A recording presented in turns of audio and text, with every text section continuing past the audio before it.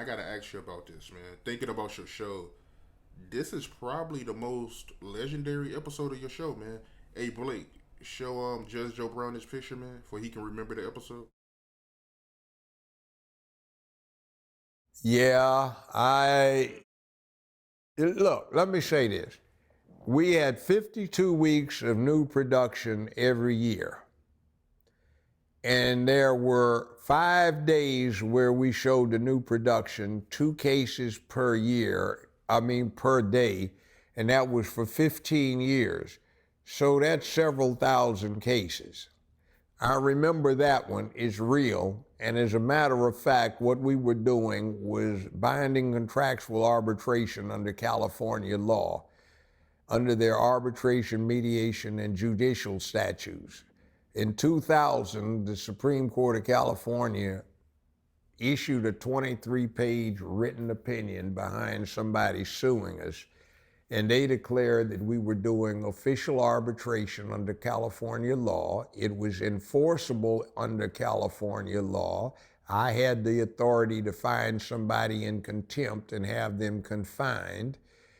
And since my bailiff, Miss Holly at the time, had done 20 years as a real bailiff down in San Diego, she still kept her authority after doing that time, and she could administer oaths, so everybody was actually subject to penalties of perjury. And in 2007, the United States Supreme Court, ruling on the issue of binding contractual arbitration, said it was done pursuant to the U.S. Arbitration Act of 1928, and it was enforceable anywhere in the country, so it was real.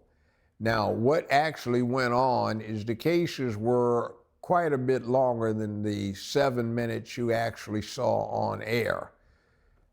Every half hour, there were 14 minutes of program and 16 minutes of commercial, and it took longer than 7 minutes to tape this stuff because I gave them a fair hearing, and we actually had the hearing. Now, it was real, and what you saw wasn't really as wild as what goes on in a real courtroom. Most people don't get that. See, one of the reasons that the TV genre became so popular is because it struck a chord in America. De Tocqueville, Alexis de Tocqueville, wrote a treatise called Democracy in America in 1843, and he said, unlike Europe, in America, the entertainments are not the opera, not the ballet, not the concert, not the play. The entertainments are the courts, where there's oratory, drama, intrigue, suspense, and Americans flock to their courts to be entertained. I know when I was a lawyer, I would try cases in upcountry Tennessee where they had these huge courtrooms that would seat 250 people at a time, 300, and they would have them full, and if the weather was nice, they would have loudspeakers and people would have picnics out on the town square that was adjacent to the courtroom. So you'd have a couple of thousand people out there listening to the proceedings. And that's kind of why these court programs came to being popular, and they de-escalated soap operas from primacy down to something else. But what you saw on the show, no way was as amusing or as drama-filled as some of the stuff in the courtroom. I can remember,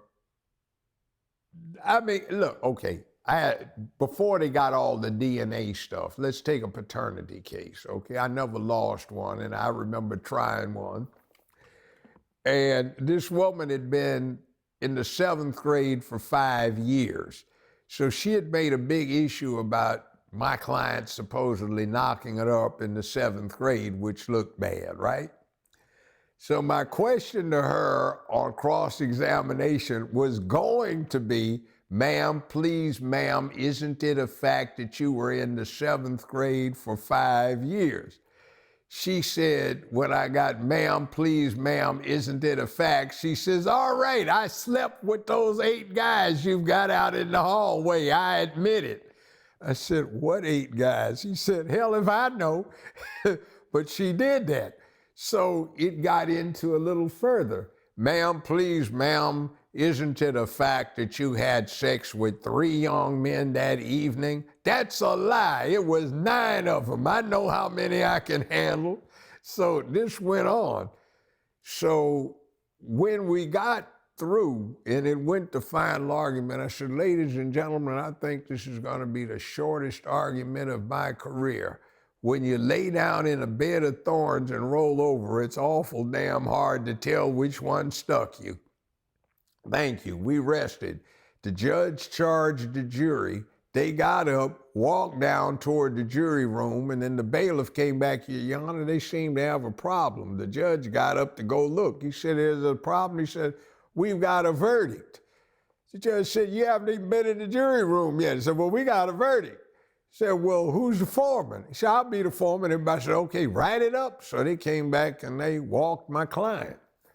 But see, everybody in the courtroom was laughing. I remember another time, it got so absolutely ridiculous, I had this dilemma. I said, if I take a breath, I'm gonna bust out laughing, which I can't do. And if I don't breathe, I'm gonna pass out. What am I gonna do? The jury is trying to not snicker too loudly about what's going on. So I said, I know, I'll write recess on a yellow pad. Now, I'm a certified master diver, but I was running out of air about then, so I was trying to figure out how to spell recess.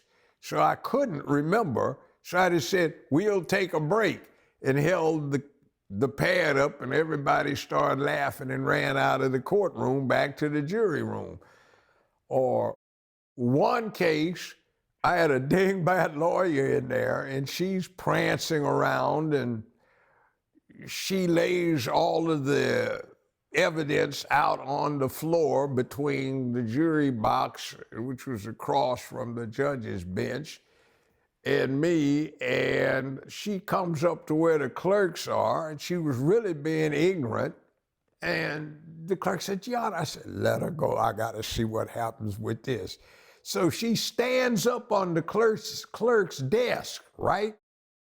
And ladies and gentlemen of the jury, they're trying to get my client to take a dive. And she does this perfect swan dive off. It hits the floor. Splat. Ooh. Ma'am, Officer Duckett, would you please check counsel? She seems to have knocked herself out. Ladies and gentlemen, I think we will take a recess at this time, and somebody call 911 and get her up off of the floor. Or how about this one?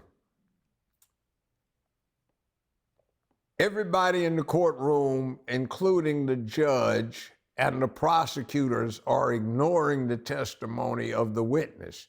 The witness is ignoring the testimony. There's only one person in the whole courtroom that's paying attention to the testimony.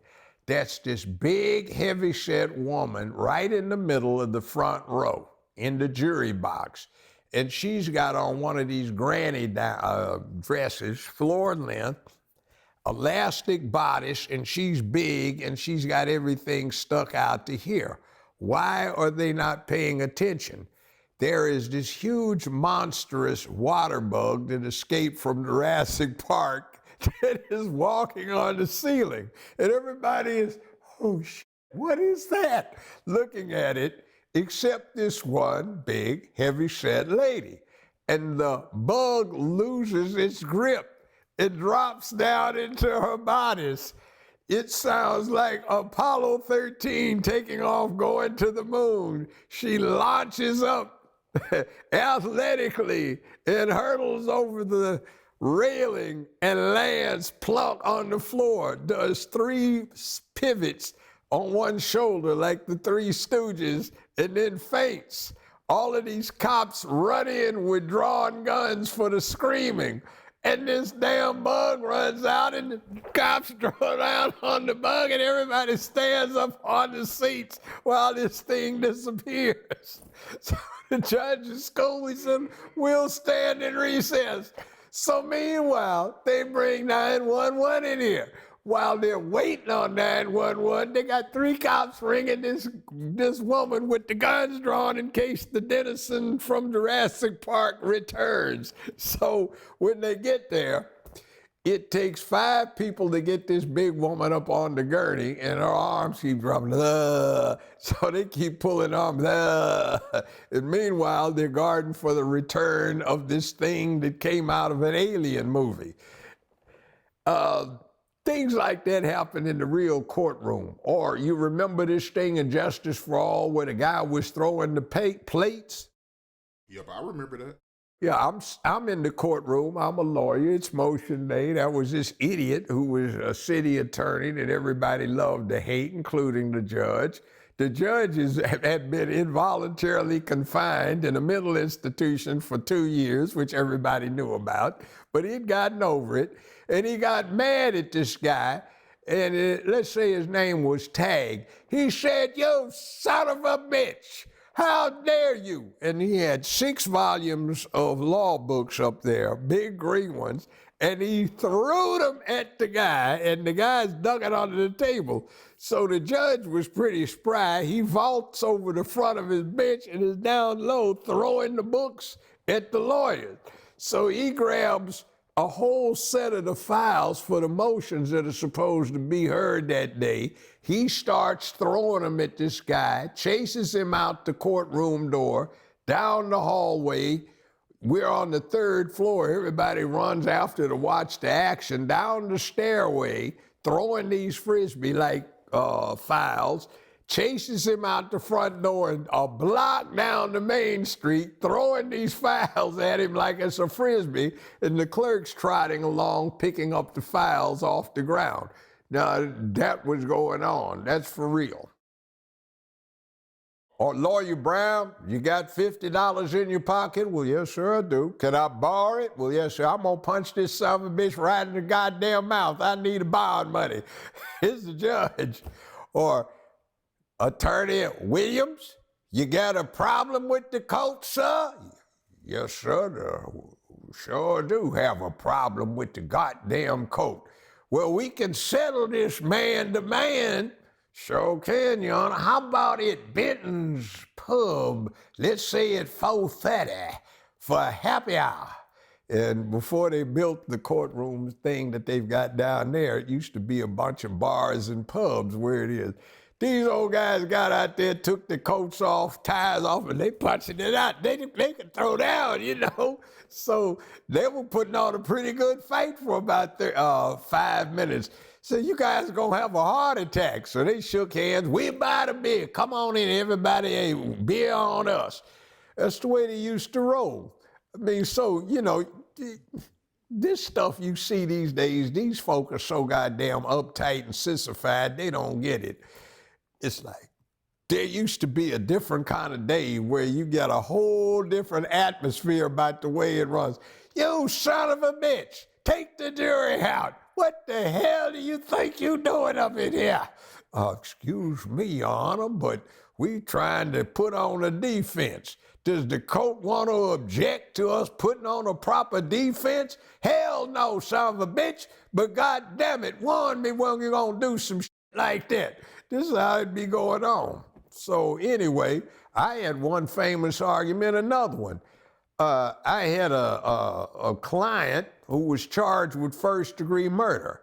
His 4 co-defendants are sitting on death row to this day. He didn't do a damn day in jail after I got him out. I engineered getting the trial taken out of this evil son of a bitch's courtroom and put it in a fair judge's courtroom, and the main witness was a prostitute. So I had all these women on the jury. I picked them. I wanted them to be 45 years old, black or white. I didn't care so long as they went to church. Why? My client could take the witness stand, and his daddy was a very popular preacher who the women thought was fine as the devil. So he comes in and out the courtroom. He's sharp, tall guy with Vine down, shirt, perfect linen, good ties, you know, and he was looking sharp. And all the ladies going, oh yeah, they were smiling.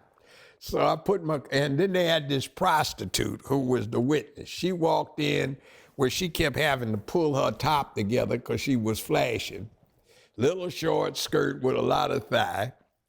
I had 10 women on the jury, 2 guys, and what wound up happening is when I put my client on the stand, he could testify. I said, who is that distinguished gentleman walking in and out of the courtroom? Oh, that's my dad. That's Reverend so-and-so. All of it was like, ooh, you know, damn. So I set this up, and the final argument was, ladies and gentlemen, I'm finally going to conclude here. I haven't been long. You've heard the evidence, and I don't even sum it up. It boils down to a swearing match, ladies and gentlemen.